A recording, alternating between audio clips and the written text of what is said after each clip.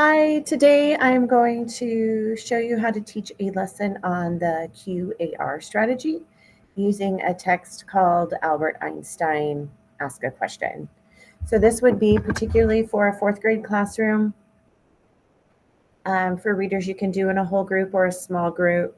I don't have any students here, so we're going to pretend that I have some.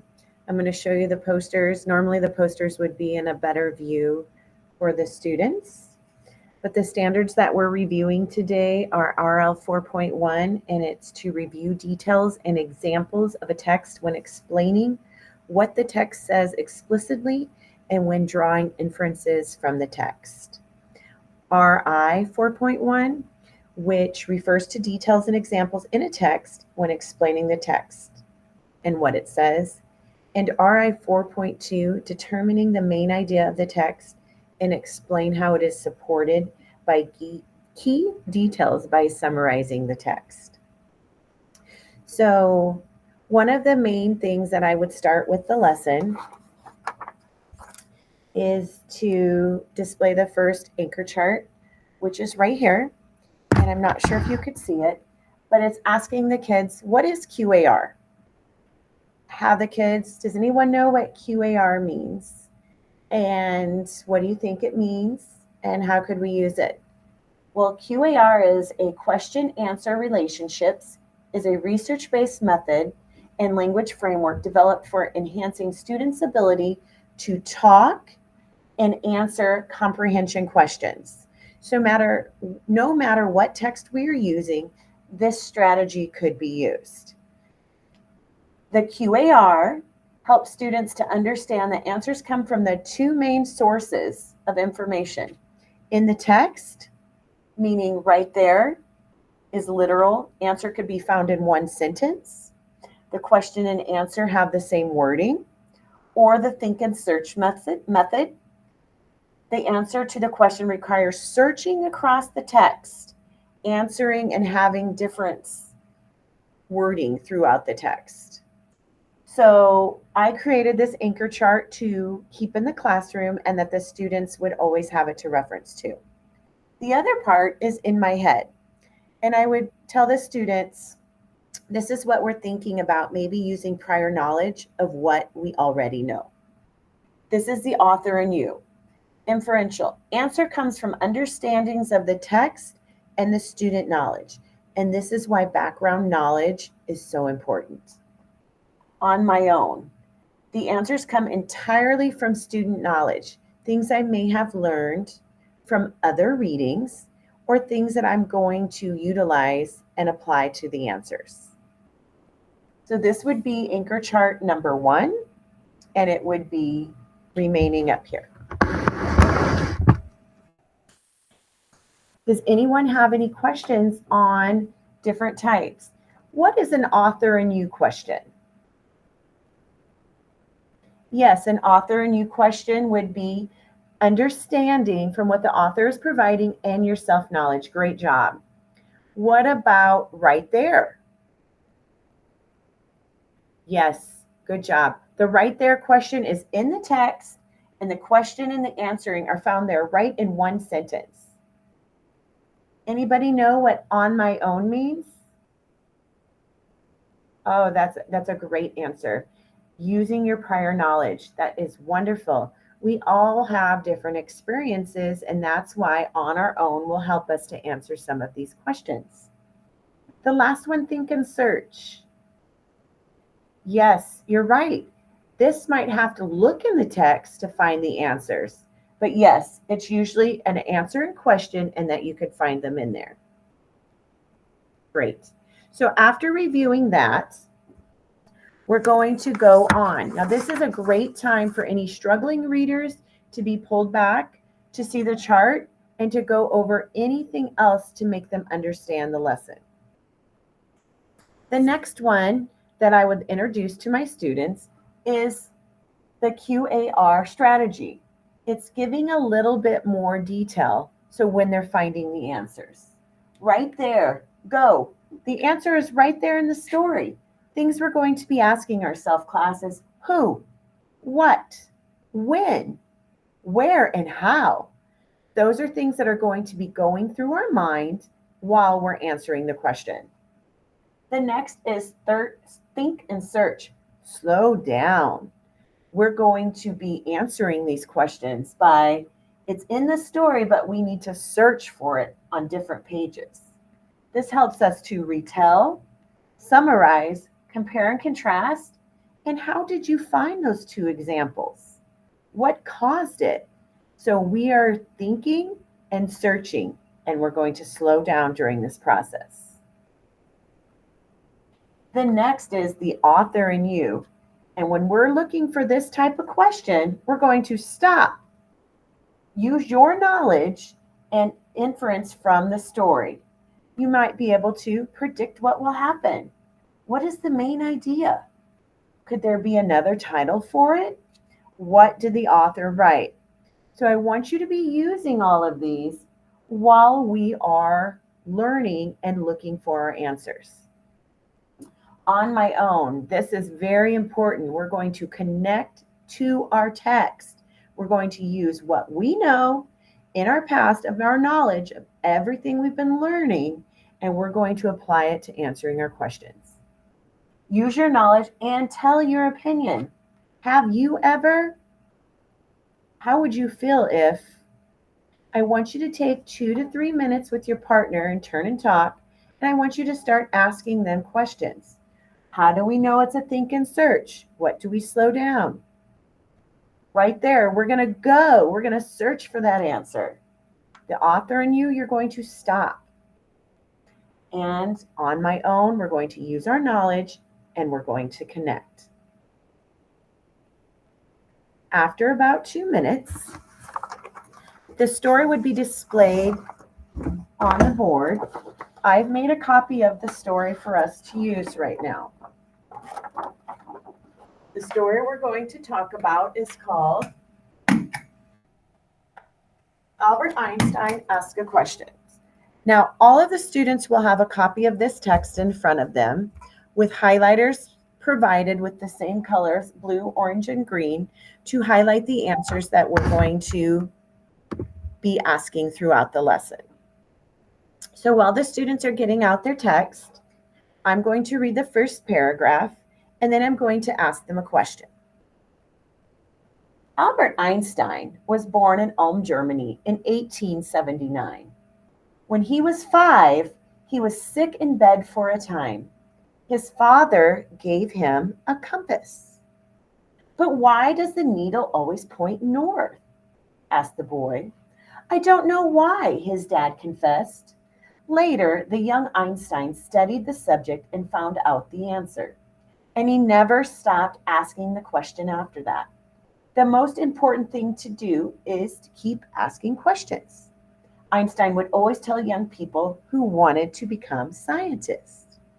Now, as I was reading that, class, I want you to think about when Einstein was sick, what did his father give him? Oh, I see a lot of hands up. I want you guys to think. I want you to take out your blue highlighter and look at that first paragraph. I want you to think of our 4 question types we were talking about and where we could find the answer. So once we found the answer we found it in the first paragraph in the second sentence. It says, when he was 5, he was sick in bed for a time. His father gave him a compass. Can I have everyone highlight that? Great. Why would you give someone a gift, you think, if they were sick? That's a great answer. Yes, sometimes we give gifts to make people happy, to make them feel better, to have them think about something that makes them happy. If Albert was sick, his father wanted something to take his mind off of it, and he gave him a compass. That's great. Now, if we look back at our anchor chart, class, what kind of question do you think that we're answering?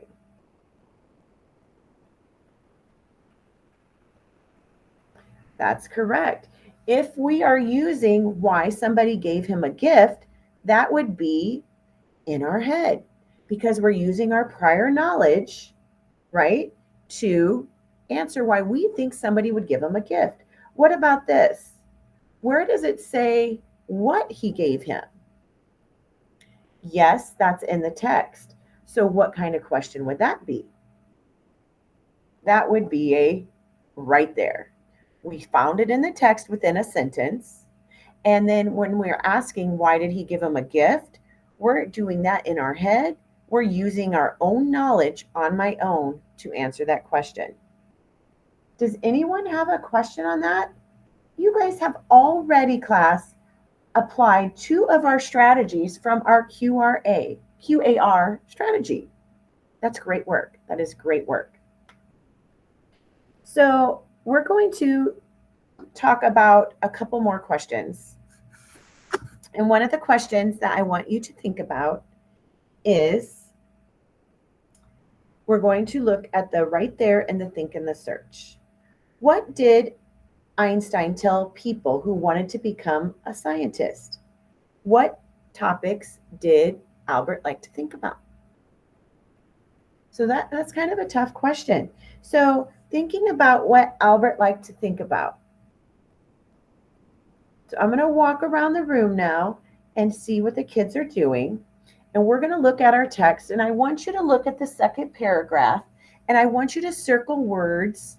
And one word that comes to my mind when I'm thinking about thinking is the word thought. So look at the second paragraph. And I want you to circle the word thought as many times as you see it. So during this time, the kids are using their own copy of the passage, and they're going to circle the word thought. It shows it 4 times in paragraph 2. We're going to reread this again. They can either reread it with a partner or they can reread it in their head. I will look at the sentence and I'm going to see if anyone can help me. I will read this paragraph to the class while they're highlighting the words. Einstein did not do well in school. His teachers said he was slow to learn. Albert will never amount to very much, said the principal, but Einstein's mind wasn't slow. It was actually working much faster than the school principal could have ever imagined. He wanted to know how everything worked. Now, this is where I want you to really listen, class. He thought about space and time. He thought a lot about energy. He thought about atoms and how the energy inside them could explode onward. And he thought about how light travels at the light of speed. And he guessed that the person would never grow old. Now, if I'm going to ask you a question, what did Albert think about? I see a lot of hands up, but after we circled the word thought, now I want you to go back to those sentences and underline the words with your other highlighter of what you think he would have thought. Yes, space and time, atoms, energy, and light. What kind of question would we be using? Would we be using the strategy in the text or would be using in my head? That is correct. We would be using the in the text strategy. And not only is it right there, we're not using that, although we're going to be thinking and searching. So once the students have circled the important words, the key words, and underlined, the answer to our question would be, what topics did Albert like to think about? He liked to think about space and time, energies, atoms, and light. Did anyone have any questions on that? We had to think and search for those answers, and this is why it is a think and search question. Now I want you to look at the pair of questions with a partner in a think, pair, share, and discuss the questions and compare how they are different. At this time, you would give the students an opportunity to answer out. And then I want the students to look at the chart again. And now we're going to discuss in my head questions. The two types of QAR are referring on my own and author and me. Have the students reread the first two paragraphs with a partner on their own. And this next question, I will ask them. Students are going to be given a few minutes to reread the paragraphs. They can be highlighting and annotating as we read. The question is, have you ever misjudged somebody's ability? I want you to think about this. And then how did the gift of the compass change Einstein's life? Once again, have you ever misjudged someone's ability? Meaning, did you think they weren't as good as something?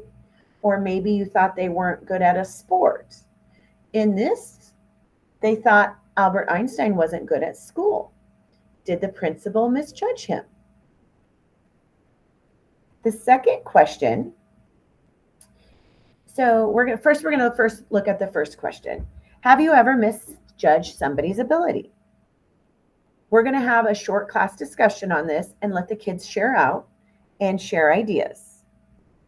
And what could this mean? And how could you find this answer in the text?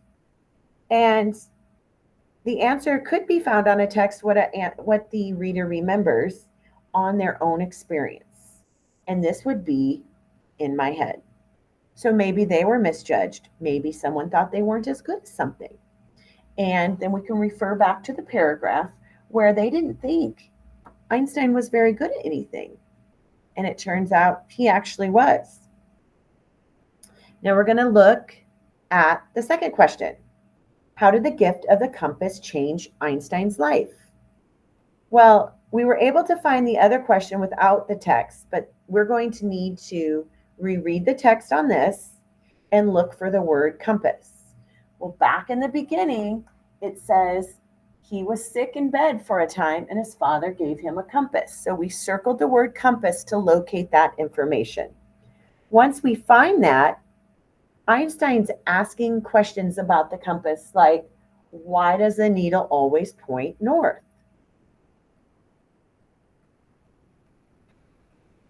We are using information we already know and information from the text that the author is providing, and this would be an answer and an example of author and me.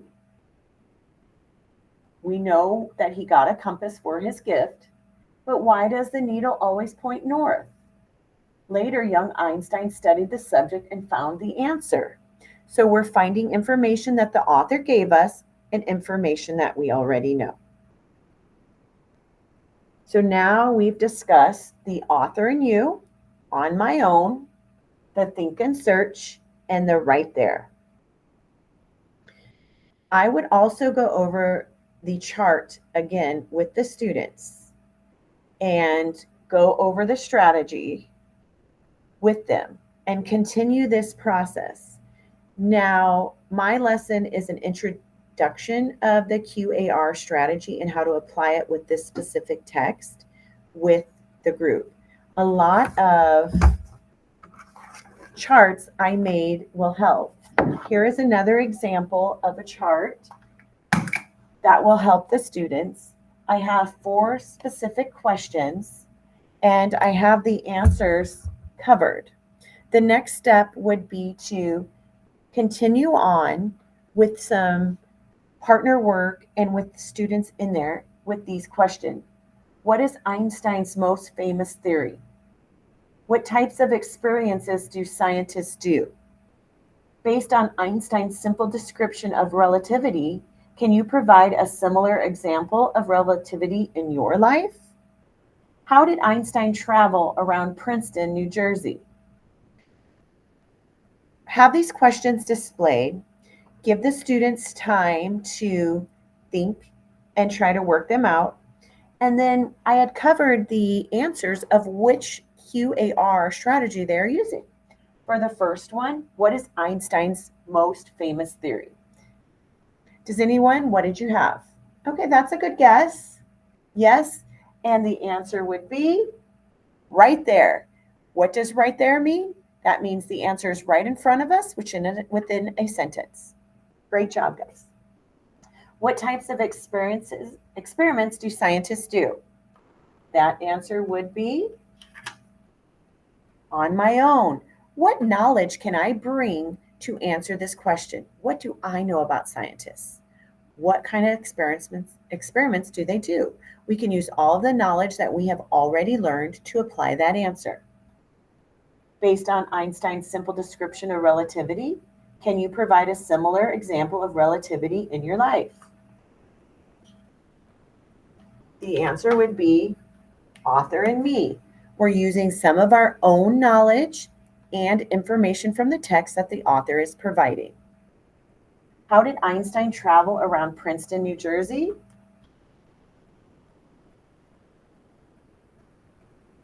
Oh, this one does not want to come up. This one would be a think and search answer that we would find in the text. This is a great activity to engage your students, and especially our ELL learners, our struggling readers. They can come up and check this. Another extension of the lesson, which could go over a few days, would be to write more questions, have the answers covered, and have the students apply. Also, another strategy to use is when you are highlighting the text,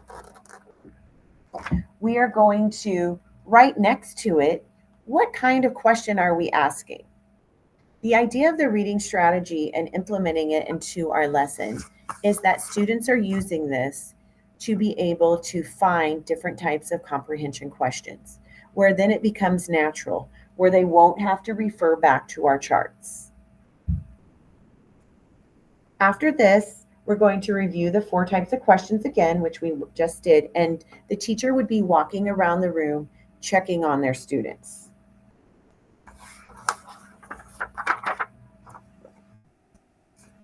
Then we would bring in the chart with the next 4 questions that I just showed, with the 4 of the famous questions. Give the students some independent time. And most likely after this part, I would stop the lesson for the day, because it can be overwhelming for a lot of our readers, even our high readers. However, at this point, I would give the students more time to review and really go back and highlight the information. On day 2, I would continue with this with more questions, review our anchor charts again, and try to implement this strategy all week. When I pull the small groups as well, especially with my ELL and struggling readers, we will go through the same exact questions and maybe review the lesson again. On one thing that I would add as is another poster that I made to provide. It's called Thinking Stems. And these are things they can use while using the QAR strategy. I'm thinking, I'm wondering, I'm noticing, I'm picturing, it reminds me of, I'm figuring out, I just learned. And when I present this poster to our students, we're thinking about our learning and think about what we're thinking. And we're going to apply it by using the QAR strategy. That would be my lesson. As I stated before, it would be with a 4th grade classroom. In a typical classroom setting, the teacher would be walking around and the posters would be displayed, listening to the classroom's responses, and the students will be having questions like, why is that? A think and search. And I would allow opportunities for other students to maybe chime in and give their opinion on why. Or if they answer a question, why is that? Why do you think that's a think and search? So this strategy can be very successful in all nonfiction texts and even in any passage that you use. And I feel that it's very important to implement this, especially during the testing grades when they're going to be reading passages on their own. Thank you for listening.